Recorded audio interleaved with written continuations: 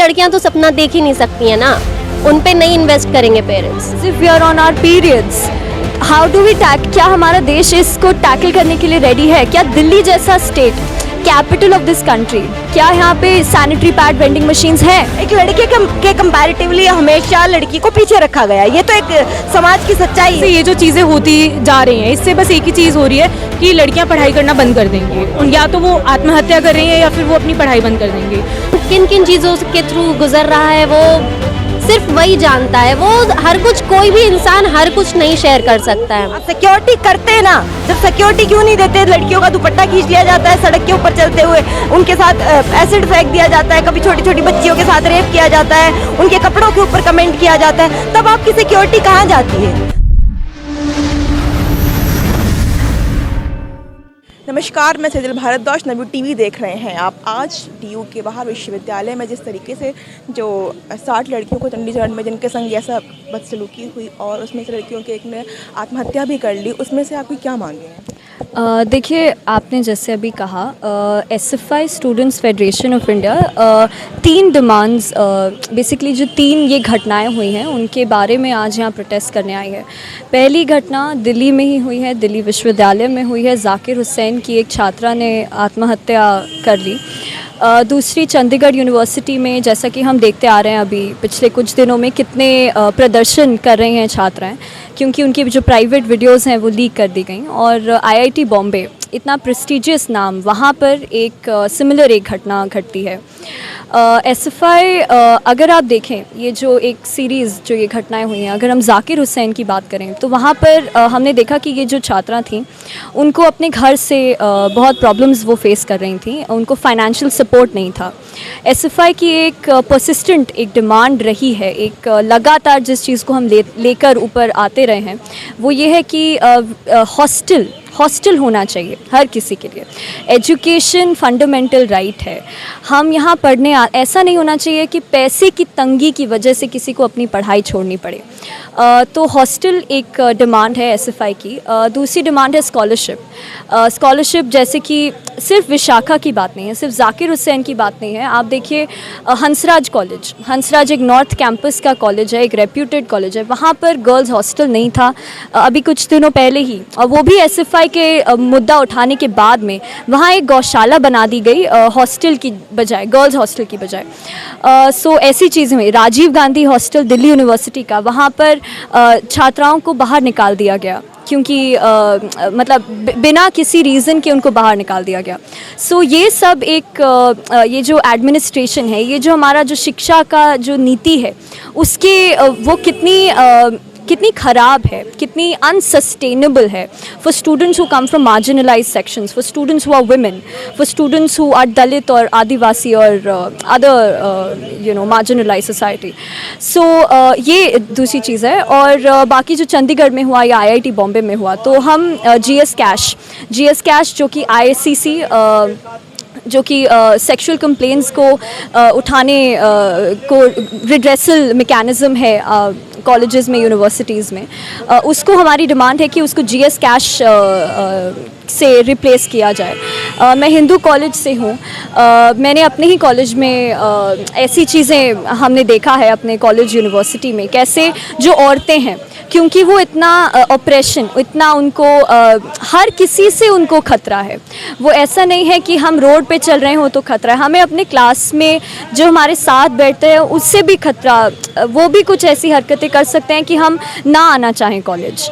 तो ये चीज़ें हैं, ये जो शिक्षा को छात्रों से दूर करने वाली जो चीज़ें हैं, उनके खिलाफ आज यहाँ प्रदर्शन हो रहा है, और ये हमारी डिमांड्स हैं। बिल्कुल। चंडीगढ़ यूनिवर्सिटी की बात करें आप, तो जो छात्र थे, जो वुमेन्स थी, उन्होंने ये भी कहा कि वहाँ पे बाथरूम की ऐसी हालत थी, कुंडी नहीं थी वहाँ पे, और उनको अगर वो शॉर्ट्स कपड़ों में निकलती थी तो उनको ताने मारे जाते थे। तो अगर पेरेंट्स हैं, अगर भरोसा करके भेज रहे थे जानी मानी यूनिवर्सिटी में, तो ऐसा हाल रहेगा तो क्या लगता है कोई लड़की ऐसे आना चाहेगी? Yes, exactly. ये आप देखिए, चंडीगढ़ यूनिवर्सिटी, ये हम यहाँ नॉर्थ कैंपस, मेरे हिसाब से जब बच्चा स्टूडेंट स्कूल से निकलता है तो उसका दिल्ली यूनिवर्सिटी एक टॉप चॉइस होती है। यहाँ पर ऐसी हरकतें होती हैं। आप हमारे जो वॉशरूम्स हैं वो इतनी ख़राब हालत में होते हैं। और चलिए, कॉलेजेस तो दूर की बात है, जो सरकारी स्कूल हैं, क्यों सरकारी स्कूल में माँ बाप नहीं भेजते बच्चों को? क्यों हम प्राइवेट के पीछे भागे भागे जा रहे हैं? जो प्राइवेट अफोर्ड नहीं कर सकता वो नहीं पढ़ेगा। जो शिक्षा नीति, जो राष्ट्रीय शिक्षा नीति NEP 2020 लाया गया, उसमें यही हो रहा है। वो एग्जैक्टली यही चीज़ हो रही है। पैसा पता नहीं कहाँ जा रहा है, अब तो पैसा मिलेगा भी नहीं। तो जो पहले सरकार फंड करती थी एजुकेशन, अब बोला गया है कि पूंजीपति फंड करे एजुकेशन, फंड भी नहीं लोन दे। तो मतलब पढ़ाई, जो ट्यूशन फीस है वो और बढ़ती जाएगी। जैसा आपने कहा कि वॉशरूम्स की हालत कितनी ख़राब है। आप देखिए सुलभ शौचालयों में चले जाइए, ये दिल्ली तो चलो उससे साफ मिलेगा। यही, और आप भी एक औरत है, मैं भी एक औरत हूँ, हम दोनों को पता है कितना मुश्किल है। अगर हम घर से प्रिपेयर्ड ना निकलें तो पूरा दिन हमें एक टेंशन लगा रहेगा। If we are on our periods, how do we क्या हमारा देश इसको टैकल करने के लिए रेडी है? क्या दिल्ली जैसा state, capital of this country, क्या यहाँ पे सैनिटरी पैड वेंडिंग मशीन्स हैं?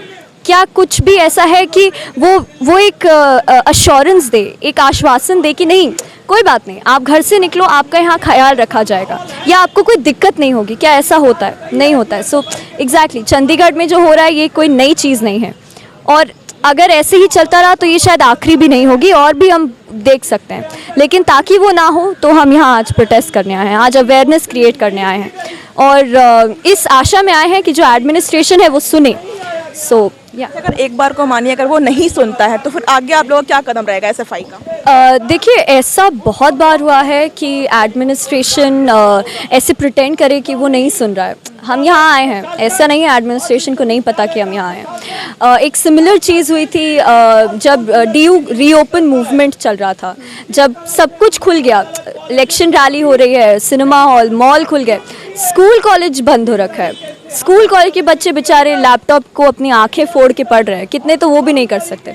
जब रीओपन DU मूवमेंट था तो कितने महीने यहाँ आर्ट्स फैकल्टी पर ही, कितने दिन छात्रों ने भूख हड़ताल करी, लेकिन नहीं सुना। लेकिन जब सब साथ में आए, when there were literal thousands of students, hundreds and thousands of students on this exact street out there, when they came outside, when they protested, administration को सुनना पड़ा।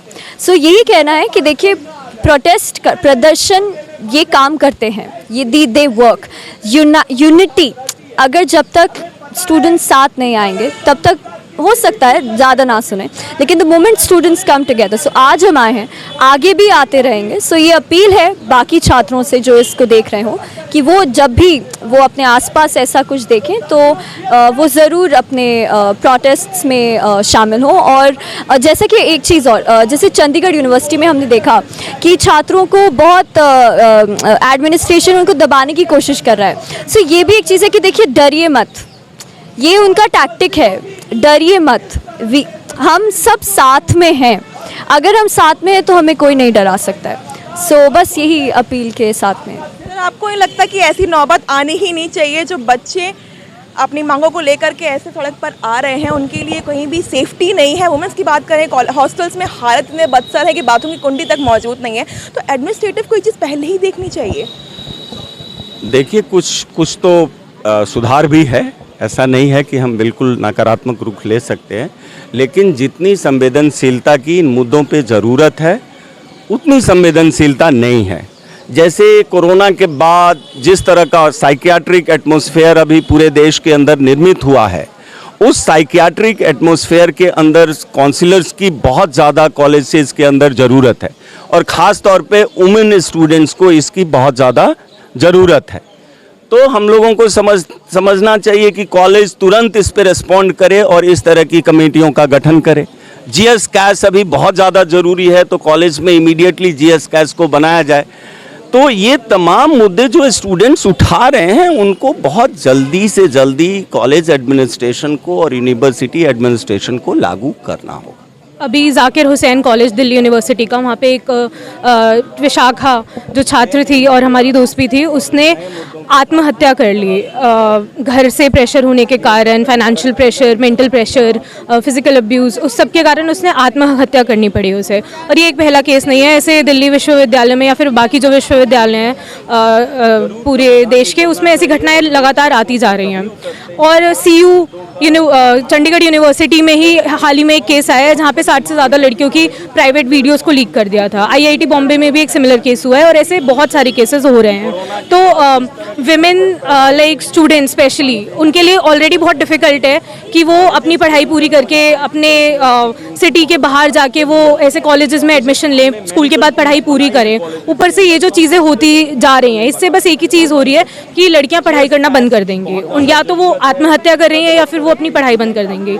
लाइक हम दिल्ली यूनिवर्सिटी से हैं, तो हम विशाखा की अगर बात करें तो उसका जो अपने घर से जो पूरा एक प्रेशर था और जो उसके साथ अब्यूज़ होता आ रहा था, अगर जाकिर हुसैन कॉलेज में विमेन हॉस्टल होता, दिल्ली यूनिवर्सिटी के कॉलेजेस में विमेन हॉस्टल होता, तो शायद वो हमारे बीच होती। क्योंकि उसको फिर अब एक 18 के होने के बाद आप एक अडल्ट हो जाते हो, आप हायर एजुकेशन ले रहे हो, ग्रेजुएट हो रहे हो, तो वो वहाँ पे रह पाती, अपनी जो सारी चीज़ें हैं स्कॉलरशिप और इन सब के थ्रू वो पूरी कर पाती और अपनी पढ़ाई भी पूरी कर पाती।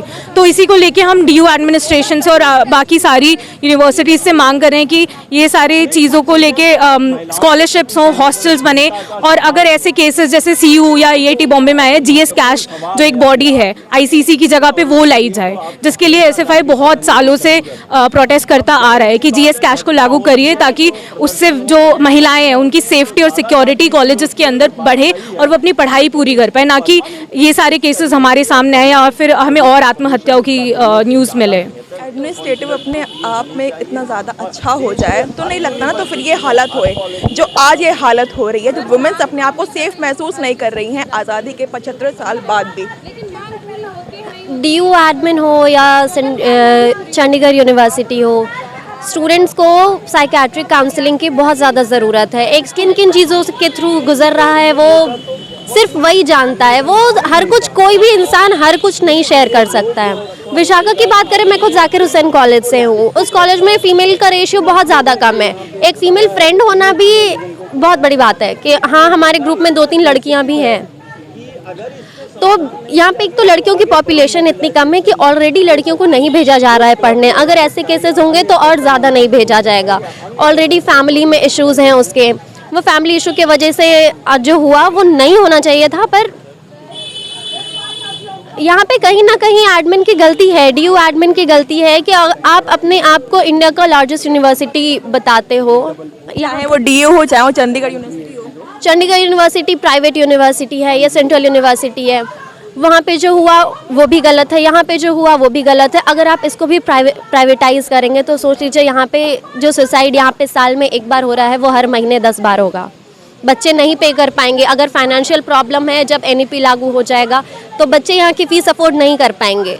दिल्ली यूनिवर्सिटी में आने वाले बच्चे मार्जिनलाइज सेक्शन से ही आते हैं, मैक्सिमम बच्चे वो नहीं अफोर्ड कर सकते हैं। यहाँ की महंगी fees, Delhi school of journalism में पढ़ने वाले बच्चे किसी सरकारी स्कूल या कॉलेज में पढ़ने वाले बच्चे से काफ़ी अलग हैं।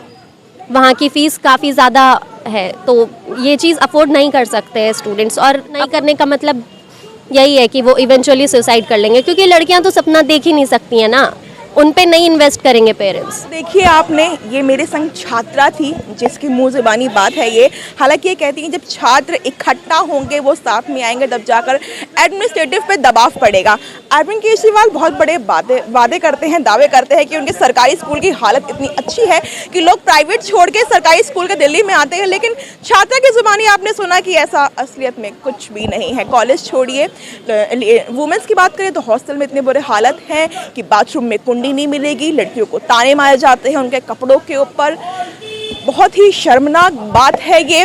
मुझे लगता है कि ऐसी नौबत आनी ही नहीं चाहिए। एडमिनिस्ट्रेटिव को पहले ही सुन लेना चाहिए, उनको पहले ही छात्रों की बात सुननी चाहिए। एडमिनिस्ट्रेटिव को ऐसी हालत नहीं होनी चाहिए, ऐसी हालत यहाँ पे हो रही है कि छात्र अपनी बात को रखने के लिए यहाँ पे प्रदर्शन कर रहे हैं। वुमेन्स की इतनी ज़्यादा बात होती है, वुमेन सेफ हैं ना कि दिल्ली में हर जगह कोई भी सरकार हो आके ये बोलती है वुमेन बहुत सेफ है। जिस तरीके से ये हर जगह हो रहा है, अब एक के बाद एक वुमेन्स को लेकर के दुर्घटना हो रही हैं, तो क्या लगता है कि वुमेन्स हैं वो उसमें कैसा फील कर रही होंगी? और जो हॉस्टल की दुर्घटना हुई है तो लगता है कि कोई और लड़कियाँ होंगी वो अब आना चाहेंगी हॉस्टल में, ऐसे हॉस्टल? एक्चुअली महिलाओं की सुरक्षा के लिए ना, लड़कियों की सुरक्षा के लिए कुछ काम नहीं किया जा रहा है, सिर्फ नारे दिए जा रहे हैं। और ये जो हम कह रहे हैं ना बेटी बचाओ और बेटी पढ़ाओ, और उस तरीके के सिर्फ नारों तक ही महज हम सीमित हैं। क्योंकि आप 2014 और उससे पहले भी आप ले लीजिए 2014 उसके बाद का जो सेशन बदला है ना, उसके बाद का जो टाइम पीरियड है, आप उसमें के अंदर देखिए किस तरीके से महिलाओं के ऊपर अटैक्स और ज़्यादा बढ़े हैं, किस तरीके से उनको हराश किया जाता है। वो सोशली भी है, वो फिजिकली भी है, मॉरली भी है, फाइनेंशियली भी, हर तरीके से वो सरवाइव कर रही हैं। और ये स्ट्रगल और ज़्यादा बढ़ रहा है क्योंकि आज के टाइम में जो वैसे ही नॉर्मली आप देखें तो प्राइवेटाइजेशन और जो कैपिटलिज्म जिस तरीके से अपने पैर पसार रहा है, उसके अंदर तो आदमियों को भी, मतलब लड़कों को भी अपने आप में सरवाइव करना बड़ा मुश्किल हो रहा है। और उस सोसाइटी के अंदर, उस माहौल के अंदर लड़कियों का स्ट्रगल और ज़्यादा बढ़ जाता है। तो उसके अंदर इस तरीके की मेंटल हरासमेंट और इस तरीके के इंसिडेंट एक नेचुरल चीज़ बन गए हैं। और इससे निकलने के लिए उनको खुद को खड़ा जिंदा रखना पड़ेगा, खुद को काम करना पड़ेगा। क्योंकि ये एक सिर्फ हार मान लेना है, हार मानने से नहीं होगा, बदलने से होगा। और ऐसा नहीं होता कि सब कुछ अपने आप बदल जाता है, बदलने से बदलता है।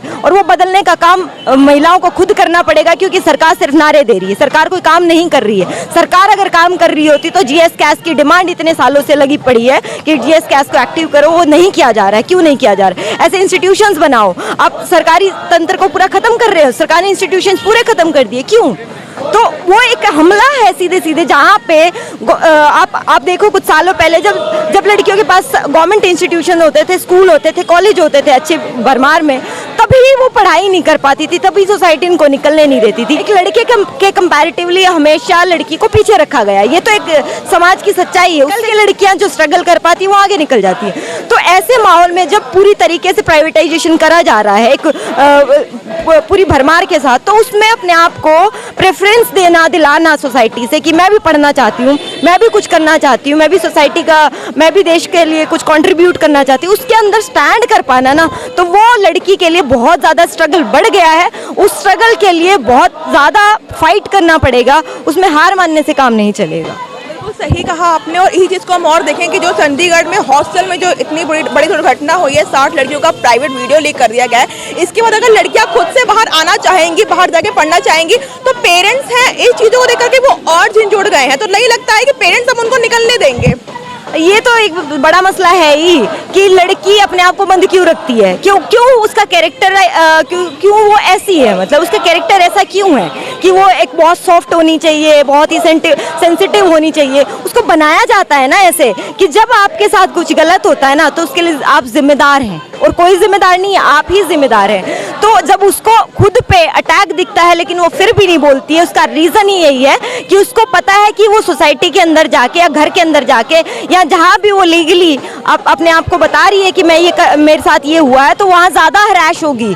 तो इसकी वजह से लड़की अपने आप को जिम्मेदार समझती है और अंदर अंदर कुड़ती रहती है, वो और ज़्यादा फील होता है। वरना क्या मतलब था अगर लड़कियों के साथ ऐसा हुआ है चंडीगढ़ यूनिवर्सिटी के साथ, ये तो साफ साफ कोई भी कहेगा ये गलत है, तो उसके अंदर लड़कियों के ऊपर लाठीचार्ज जैसी चीज़ें करना, उनको बंद कर देना हॉस्टल में। आप क्या चाहते हैं? आप बहुत प्रोग्रेसिव है, आप ये दिखाना चाहते हैं, आप लड़कियों की सिक्योरिटी करना चाहते हैं। सिक्योरिटी करते हैं ना, जब सिक्योरिटी क्यों नहीं देते? लड़कियों का दुपट्टा खींच लिया जाता है सड़क के ऊपर चलते हुए, उनके साथ एसिड फेंक दिया जाता है, कभी छोटी छोटी बच्चियों के साथ रेप किया जाता है, उनके कपड़ों के ऊपर कमेंट किया जाता है, तब आपकी सिक्योरिटी कहाँ जाती है? पुलिस वाले भी देखते हैं इस तरीके से बहुत लड़कियों के साथ होता है। दिन ब दिन आप हजारों केस हो जाते होंगे देश के अंदर कि पुलिस वाले भी कुछ नहीं कर, क्या करें, ठीक है कह दिया होगा। और ऐसी मेंटेलिटी सेट करने की कोशिश की जा रही है कि ये तो नेचुरल प्रोसेस है, इसको तोड़ना पड़ेगा सोसाइटी के अंदर, ये क्योंकि एक नेचुरल प्रोसेस नहीं है, ये सोची समझी प्लानिंग के अकॉर्डिंग हो रहा है। तो देखा आपने, यह तो था यहाँ के छात्राओं से हमारी बातचीत। आपने महिला का दर्द सुना, महिला की ही आवाज़ में। आज़ादी के हम 75वीं साल मना चुके हैं, लेकिन उसके बाद भी इस ही कंट्री में महिला अपने आप को सुरक्षित महसूस नहीं कर रही है, और करेगी भी कैसे? दिन पे दिन केस जो बढ़ते चले जा रहे हैं। मॉडर्न सोसाइटी की बात करें तो सोसाइटी केवल मॉडर्न हुई है, लेकिन उनके सोसाइटी के थॉट्स मॉडर्न नहीं हुए हैं।